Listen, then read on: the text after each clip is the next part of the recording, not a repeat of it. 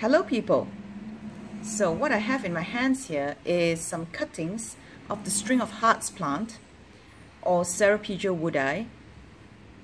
I discovered this technique, well, this method by accident, but I want to document this. So what I did was, I had some cuttings and I was going to pass it to a friend and she couldn't come until, well, in a week's time. So what I did was, I put the cuttings in a plastic bag like this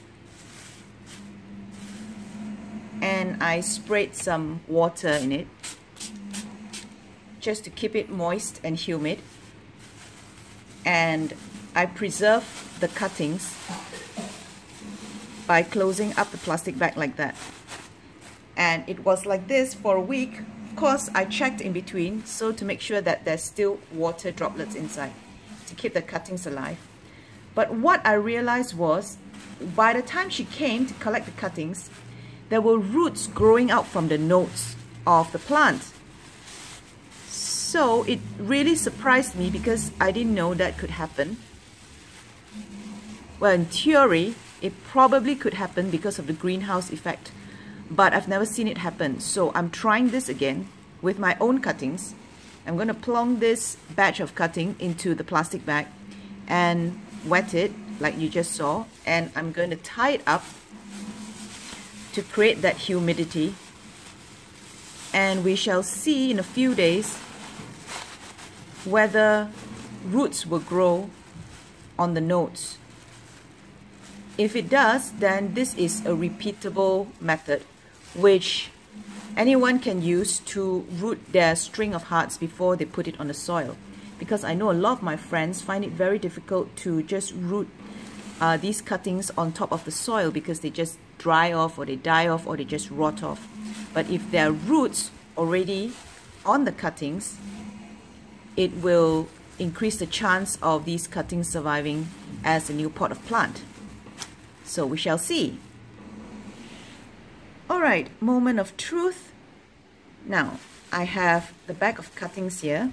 I remember I placed them inside on the 11th of April, and that was in the night. Today is the 16th of April, so we are about 5 days apart, and it's 3 o'clock in the afternoon. Now, to be fair, I did add some water into the cuttings in between. So, but let's see how it's doing now.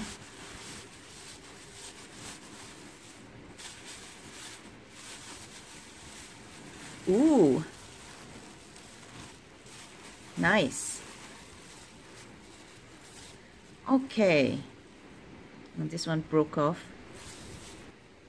Okay, I see some new growth. They look like bean sprout, but in theory, these cuttings shouldn't be growing because they're cuttings. They shouldn't be growing unless they have grown roots, which they have. Look at this. This is a root. That's a root. Plenty. They've grown plenty of roots actually. Can't see it properly. Okay, don't mix up the shoots with the roots because they're the same color now. But yes, I do see some roots. Look at that. These are little roots, which means these roots have been absorbing the water in the plastic bag. That is why the cuttings have been growing. Now, this one's broken off, but you can see a shoot and some roots, which is amazing because now I can use this method to root the cuttings first before I plonk it onto the soil. So this is quite a discovery. I am really stoked with this. Okay, these cuttings are actually for a friend, so I'm going to pot it up for her, and I will show you the potting mix I use for my string of hearts. Alright, here is the substrate mix for my string of hearts. First up, I have cocoa chips. These are basically just coconut husk cut into chunks. This is very good for absorbing moisture and keeping the roots cool. And then we have charcoal. I love using charcoal for drainage, but also because it has nooks and crevices for the good bacteria to live in, and they are beneficial to the roots of the plant. And then I have rainbow stones.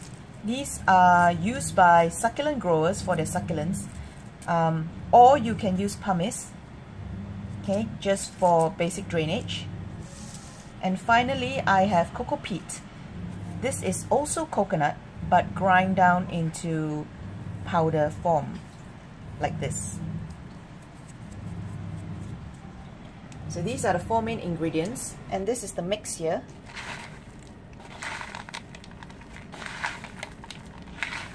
So it actually looks like an orchid mix.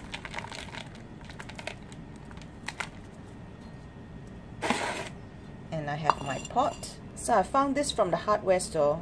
I don't exactly know what it is for, but I'm guessing to keep the mosquitoes out. Anyway, I found this quite good for the bottom of the pot, just to keep all your substrate in. But it needs to be cut to a smaller piece. Alright, so I've poured the mix into the pot that I want to place the strings in. And just an added note, I've actually cut up the cocoa chunks and the charcoal into smaller chunks, so it's easier to pot the strings. But before that, I want to add some Osmocote slow release fertilizer into the pot. Just a pinch like that. Okay. Now, because the roots are still very shallow, it's alright to have the Osmocote quite at the surface of the mix.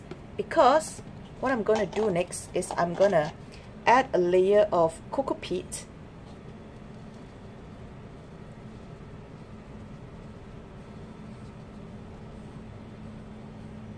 Now, I find this pretty essential if this is a new cutting.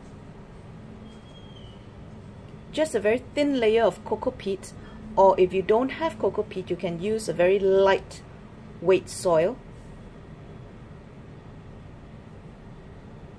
Okay, I'm going to remove all these fibers which come with the coco peat. So I have a very thin layer of coco peat on top of the potting mix before I place the strings in. Now that's because coco peat will retain some moisture. So in the beginning of its life, the string needs quite a lot of moisture for the roots to establish, even though this has already been rooted in the plastic bag, but it still needs some humidity on the surface of the pot. So coco peat will ensure that there is a constant humidity and constant moisture on the top of the pot. Okay? Now, this is one cutting. What I'm going to do is I'm just going to twirl this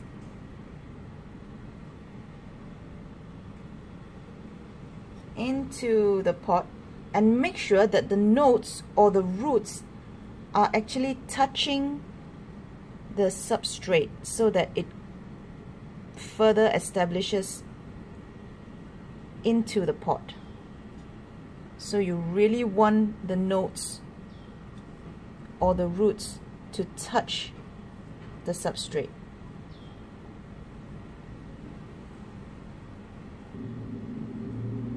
You can see that even though there are no leaves on this part, I can actually see roots coming out, and even a tuber developing. Can you see that? Okay, so I'm just going to try and find a place where the tuber and the roots touches the substrate.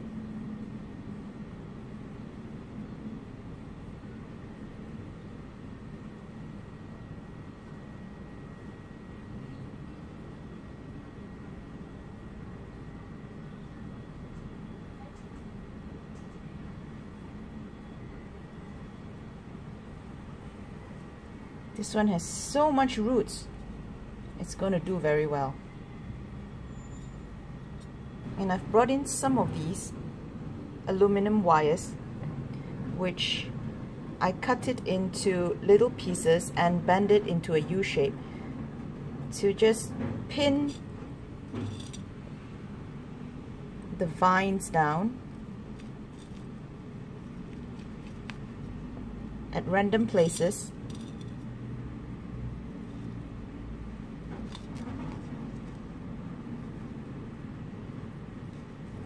So that it's easier for them to stay stuck to the substrate.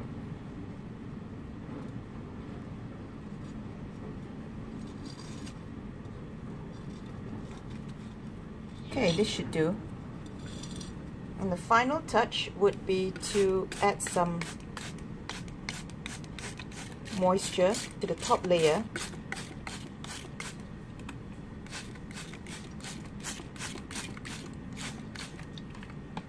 Do this every day to keep the top layer moist so that the strings will have an envelope of humidity on the top to make it root easier.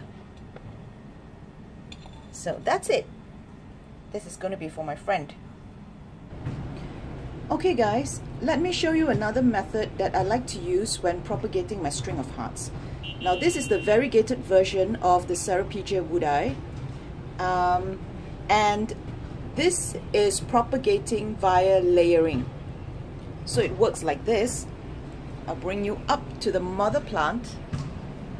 This is the mother plant up here. So whenever the mother plant grows too long, I will lay some of its vines on top of a new substrate, the exact substrate that you saw earlier. So I'll lay the vines on top of it, hence it's called layering, and pin it down with these aluminum pins to make sure that, again, the nodes are touching the substrate. Keeping in mind that these are not rooted when I put it down there. This pot has been here for about 2 months, I think, and you can see that it has taken, because you can see these little new plants popping up from within the substrate, which means some of the vines have taken root and it's growing on its own now. And there is still this length at the bottom here. So the good thing about layering is the plant doesn't stop growing. Okay, if you take a normal cutting and you put it on top of the soil without roots and whatsoever, the cuttings will stop growing. It will stay dormant until it roots, and then it will start growing again. But with this method, because it's still attached to the mother plant, the whole plant keeps on growing while it's rooting.